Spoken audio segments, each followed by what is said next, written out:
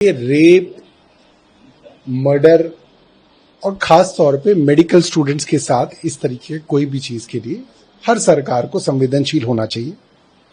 हमारे यहां कुछ महीने पहले 2 मेडिकल की छात्राओं के साथ एक उन्हीं के प्रोफेसर ने सेक्सुअल हैरेसमेंट की और पता चला कि एलजी साहब ने उसके ऊपर कोई कार्रवाई नहीं की। सीएस और हेल्थ सेक्रेटरी भी बहाने बना रहे थे, मगर हेल्थ मिनिस्टर होने के नाते मैं एलजी साहब के पीछे पड़ गया कि आप कैसे उस प्रोफेसर को सस्पेंड नहीं करेंगे। कुछ दिन बहाने बनाए गए, मगर हमने उन बच्चों को हक दिलवाया। दिल्ली सरकार किसी भी मामले में कोई भी कोताही नहीं बरतती और मैं सभी अपने डॉक्टर से निवेदन करना चाहूंगा कि दिल्ली के मरीजों को सोच के, उनके बारे में सोच के आप लोग काम पे लौटें। जी, अभी दिल्ली में भी क्योंकि प्रोटेस्ट लगातार चल रहा है, आपने अपील की, क्या स्थिति है हॉस्पिटल के काम पर? देखिए, कुछ अस्पतालों के अंदर रेजिडेंट डॉक्टर एसोसिएशन की अपील के बाद डॉक्टर्स काम पे लौटे हैं। कुछ अस्पतालों के अंदर अभी भी नहीं लौटे हैं। मेरी सबसे अपील ये रहेगी कि दिल्ली की चुनी हुई सरकार जब जब डॉक्टरों के हितों की बात हुई या हमारी मेडिकल स्टूडेंट्स के ऊपर कभी भी आंच आई, तो दिल्ली की चुनी हुई सरकार हमेशा उनके साथ खड़ी है।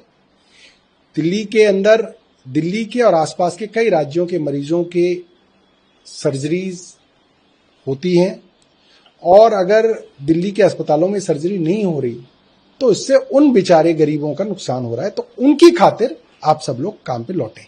आज आपने देखिए, दिल्ली पुलिस की कोई सिक्योरिटी को लेके कंसर्न्स थी कि क्योंकि कल 15 अगस्त है तो 15 अगस्त की पूर्व संध्या पे पदयात्रा ना हो और वो एक दिन पोस्टपोन हो जाए तो बेहतर है। तो मनीष जी ने कहा कि भाई ये कंसर्न जेन्युइन लग रही है और हम 14 तारीख की जगह 16 तारीख को ग्रेटर कैलाश से दिल्ली की पदयात्रा का शुभारंभ करेंगे। तो आपके मुख्यमंत्री का जन्मदिन है, तो क्या इत्तेफाक? देखिए, ये इत्तेफाक जो है ये मुझे लग रहा है ऊपर वाले ने करवाया कि उप मुख्यमंत्री जी जो हमारे थे उनकी पदयात्रा की शुरुआत मुख्यमंत्री जी के जन्मदिवस से हो रही है। जी, एक दूसरा बड़ा मुद्दा, अभी कल तक तरफ से आतिशी का नाम बताया जा रहा था।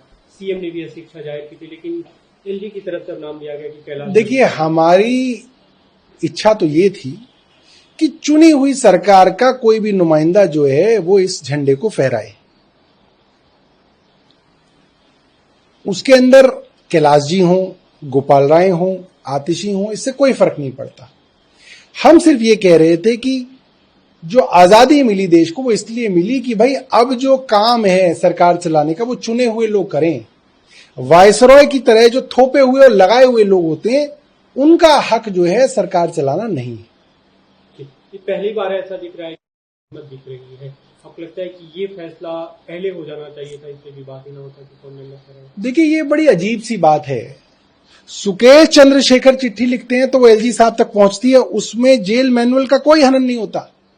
सुकेश चंद्रशेखर चाहे किसी मंत्री के बारे में लिखें, चाहे किसी उप मुख्यमंत्री के बारे में लिखें, चाहे वो मुख्यमंत्री के बारे में लिखें, चाहे वो बॉलीवुड की एक एक्ट्रेस का चरित्र हनन करें, तो वो चिट्ठी बाकायदा अखबारों में भी छपती है और उसके बाद सुकेश चंद्रशेखर को ना कोई वार्निंग दी जाती है, ना कोई पनिशमेंट दी जाती है। तिहाड़ एडमिनिस्ट्रेशन सो रहा होता है।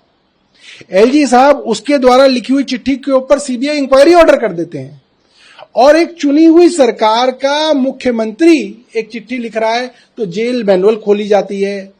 इतनी हिम्मत हो गई तिहाड़ के एक अफसर की कि वो मुख्यमंत्री को वार्निंग लिख रहा है, चेतावनी भेज रहा है, उनको पनिशमेंट देने की बात कह रहा है और उसको अखबार में छपवा रहा है। ये घटिया राजनीति है और जो घटिया राजनीति भारतीय जनता पार्टी कर रही है उसका खामियाजा भारतीय जनता पार्टी को उठाना पड़ेगा।